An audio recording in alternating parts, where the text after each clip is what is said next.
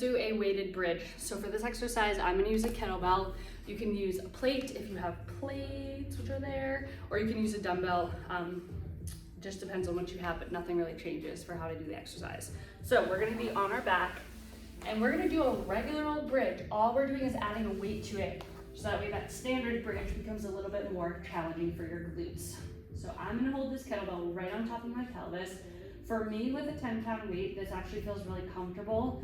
If it's really heavy, or if it's a plate or a dumbbell, you might have to have a little bit more support from your hands to balance it, or kind of place it and hold a little bit of the weight up with your hand, so that way it's not so much pressure into your pubic bone, but you'll get the hang of kind of what feels comfortable for you. But you want as much of the weight kind of holding into your, or leaning or dragging into your pelvis, so that way your muscles really have to work against that weight, not just holding that weight above your pelvis and not adding much muscle work into your glutes.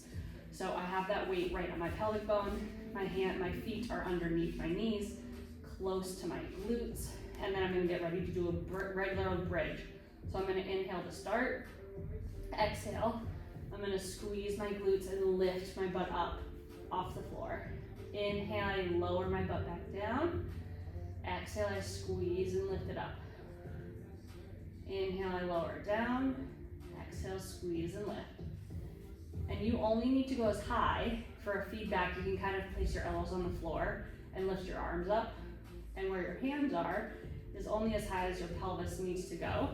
If you go much higher, you really start to arch from your back, and then you'll start to have some back discomfort, and then you lack the glute engagement that really is the purpose of the bridge. And most importantly with a bridge is you want the movement to be coming from your hips and your butt.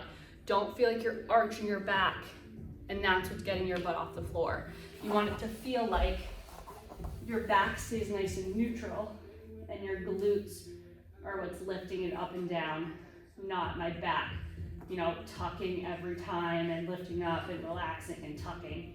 It should be a nice core engagement. Keep that core engaged the whole time. Glutes lift up and glutes lower. And your knees should try to feel like they stay in the same place. You don't want them wobbling out, in and out as you lift up and down. So try that, see how it feels. But like I said, it's just another way of getting your standard glute bridges to be a little bit harder for your muscles.